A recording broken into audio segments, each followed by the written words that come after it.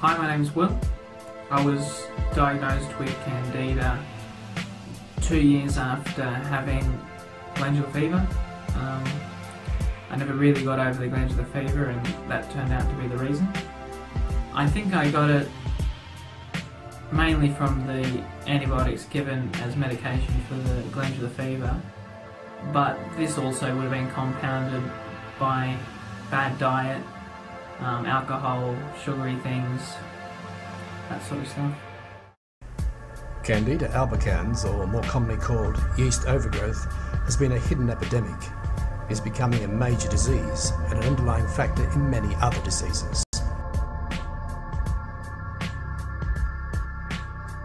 Candida exists everywhere, and humans come in contact with it throughout the day on everything they touch, in the air they breathe, and on most of what they consume. It is not a problem unless it overgrows and interferes with the friendly bacteria in the body. This overabundance leads to all kinds of health concerns.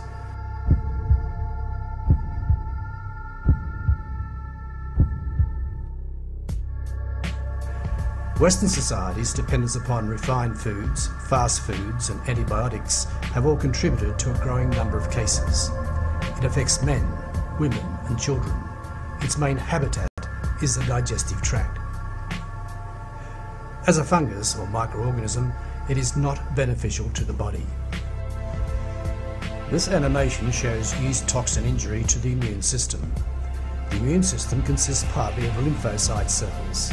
They include B cells, which produce antibodies to foreign organisms or substances, and T cells, which can directly attack foreign invaders.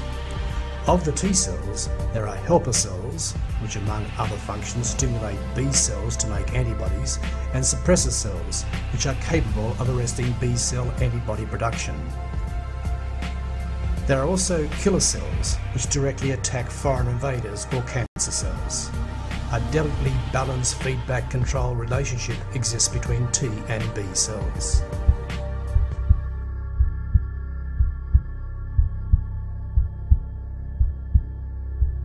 Through the circulation, yeast toxins proceed to inhibit the functions of suppressor cells by mechanisms not entirely understood.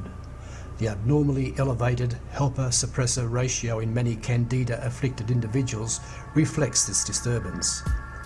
The helper cells are then unimpeded or unopposed in their functions of stimulating B cell antibody production. B cells go wild, so to speak, and begin making antibodies to substances that ordinarily would not be considered foreign, to foods, for instance.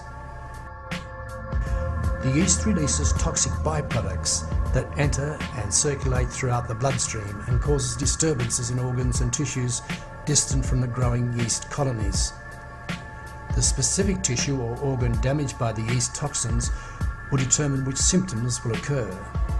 If the damage is in the brain, then depression, schizophrenia, irritability, mood swings, fatigue, poor memory, fuzzy thinking and headaches are all symptoms. If the damage is in the lungs, then asthma, chronic coughing and other symptoms may result. If the damage is to the skin, then itching, hives and rashes are likely reactions.